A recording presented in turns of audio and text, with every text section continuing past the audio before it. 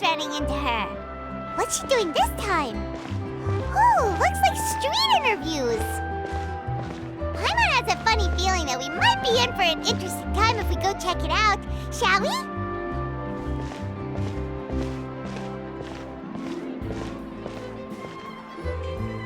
I see. So you believe that this warning letter was sent by the Phantom Weasel? Absolutely. I've said it before and I'll say it again. The Phantom Weasel never acts as you expect. He must have faked his own death 10 years ago using a body double. Now that he's back, I'm sure the guards who worked on his case back in the day are in for a headache, but however this turns out in the end, the one thing it won't be is boring. Couldn't agree more. As a journalist, I'm gonna get a lot of mileage out of this one. Thank you, sir, for your time. Now, whom should I interview next? Huh? Hey! What a coincidence! Fancy meeting you here. Perfect timing. So, the Phantom Weasel's latest warning letter. What are your thoughts? Yeah, this is the first time we're hearing of this one. Could you clue us in? Huh? Oh, sorry. Yes, this case is from a decade ago. I guess you wouldn't know about it. Well, not to worry. You're in good hands because I'm a professional. The story goes like this. 10 or so years ago, a phantom thief became active in the court of Fontaine. Known only as the Weasel, nobody knew his true identity, and the authorities never managed to catch him.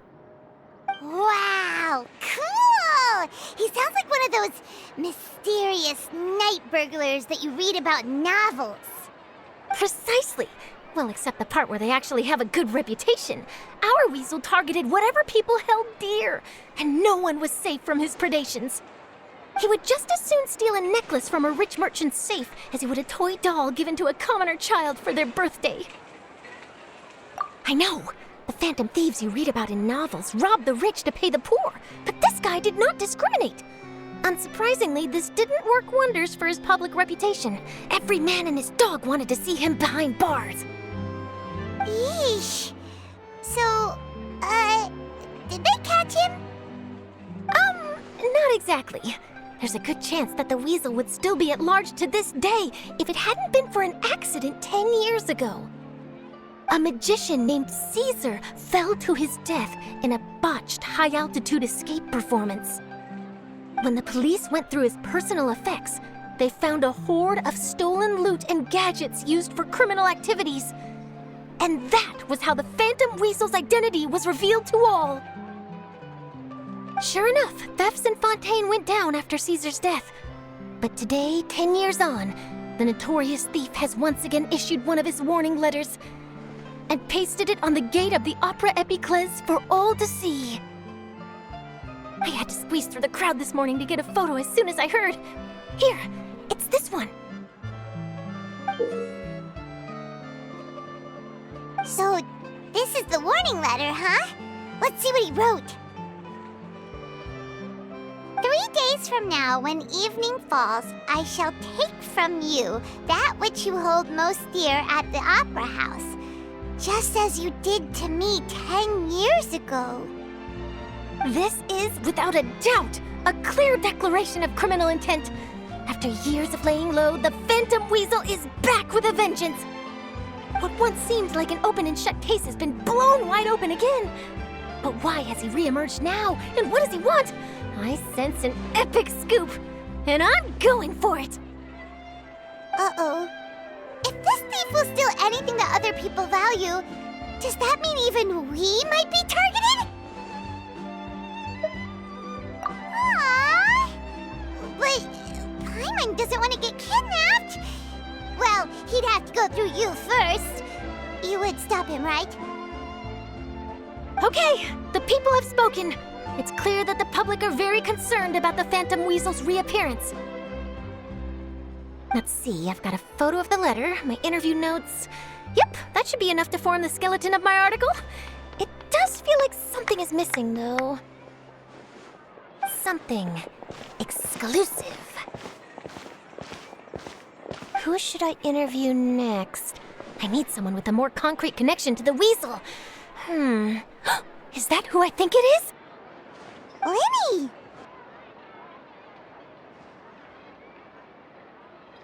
Magic, magician, Caesar! The Phantom Weasel! That's it! Let's go interview Lenny! You see, the original Phantom Thief Caesar was a magician too! And what do Phantom Thieves and magicians have in common? They both have an air of mystery about them. Perhaps there's a connection there. Are you serious? What sort of a deduction is that? Oh, relax! My journalistic instinct tells me that an exclusive news story is beckoning. Let's go! No time for delay!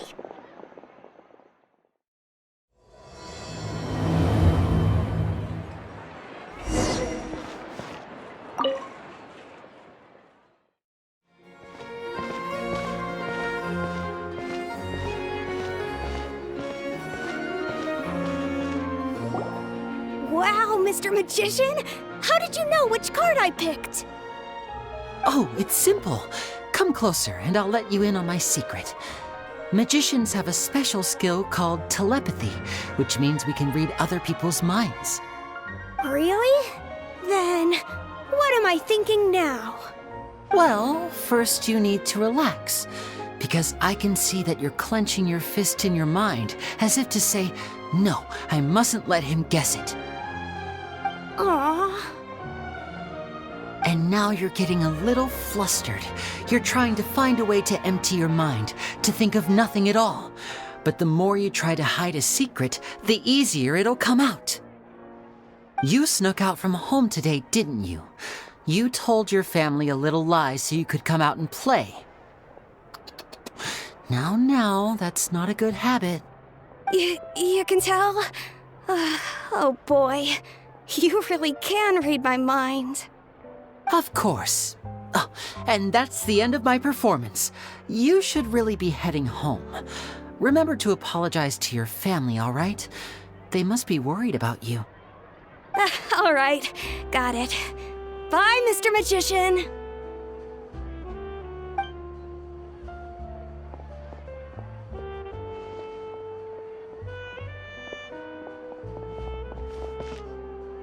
Hey, Lenny? Why, hello. We meet again. Are you looking for me? What's the situation? Well, why don't you guess, Mr. Telepathic? Oh, please. You didn't believe that spiel, did you? The power of telepathy is quite beyond me. I'm sure that child would beg to differ. Seemed like you were right on the money. That was nothing more than a little trickery. I made an educated guess based on his micro-expressions. That, plus the fact that he was the only kid here without his parents, and he looked as guilty as sin. He made it easy for me. You guys, on the other hand, let me guess. Don't tell me you're here for the Phantom Weasel, are you? Wow, got it in one! Is this more of your trickery at work? Wait, really? No trickery this time. It was pure luck. His warning letter's been the talk of the town, so I figured that maybe you were asking around about that. Bingo! I plan on writing a column reporting on the latest news about the Phantom Weasel. So, Lenny, what are your thoughts on this infamous thief's reappearance? To be honest, it makes me angry. Angry? Why? You read his letter, right? The Phantom Weasel claims he's planning something in 3 nights' time at the Opera House. That's the night I'll be performing there. Huh. What are the chances? Wait a minute, you don't think he's after you, do you? Well, if he is, then his warning is clearly a direct challenge to me personally. And if he's not, then it's still going to be a huge headache for me. The mere mention of the Weasel's name is enough to scare people off. So once the contents of that letter get out, barely anyone will be showing up to watch my show. But I've been preparing for this for a long time. I'm not about to let him ruin my big day. This leaves me with only one choice. I have to expose the Phantom Weasel's identity before the show begins. Really? So what you're saying is, we might get to see a live duel between a famous magician and an infamous thief? Wow, This has exclusive written all over it. To be honest, I'm not sure if I'll emerge the victor. The Phantom Weasel is a notorious crook, infamous for his inscrutable methods. You're being far too modest, Linny. I think your magic tricks are even more inscrutable than those of a thief. Thanks for the compliment, though I have to say, I don't care much for the comparison. A lot of people liken magicians to thieves because we both have the ability to make things disappear without the person noticing. But there's an important difference that these people overlook. Allow me to demonstrate with a quick magic trick. Here, I have a flower, just an ordinary flower that was picked not long ago. Watch it carefully now. 3, 2, 1. It's gone! That's the question. Where did it go? Therein lies the difference between us. Thieves make precious things disappear, but only magicians make them reappear. If I could now invite you all to check your clothes, there might be a surprise in there somewhere.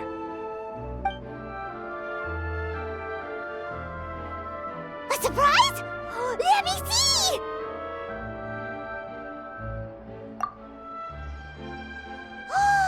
It's right there! But how? You haven't moved this whole time! What an outstanding trick! Sorry, Linny, it seems that my previous praise was woefully inadequate. Clearly, magic is the superior art form to theft. Don't worry, I didn't take offense.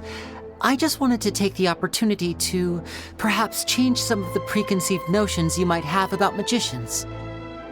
Since Caesar's death, a lot of people associate magicians with criminality. It can be quite frustrating. I can imagine. Coming back to your trick just now, might I presume that you are well versed in floral symbolism? For example, magicians often use rainbow roses in their flower-related performances to represent passion and romantic encounters. But you used a Lumidu spell, which, if I'm not mistaken, allude to separations. I'm curious to know if there was any deeper meaning behind this choice? Impressive knowledge. It's no wonder you're such a successful journalist. But I'm afraid I don't know the first thing about floral symbolism. I'm just in the habit of using Lumidu spells in my magic. It sounds like something I should look into, though. I'll buy myself a copy of Fontaine's Floral Language Facts when I have some time, but it'll have to wait until this Phantom Weasel business is behind us. Well noted. In that case, this brings us to the end of our interview. I, for one, am looking forward to the final showdown between you and the thief. Please feel free to get in touch to update me on any further developments. Otherwise, I will of course see you at your show in 3 days' time, but let's hope the Phantom Weasel is caught by then. If there's nothing else, I'll be off. You've given me lots to work with here, and I've got no time to lose if I want to write that exclusive piece. I'll see you all later.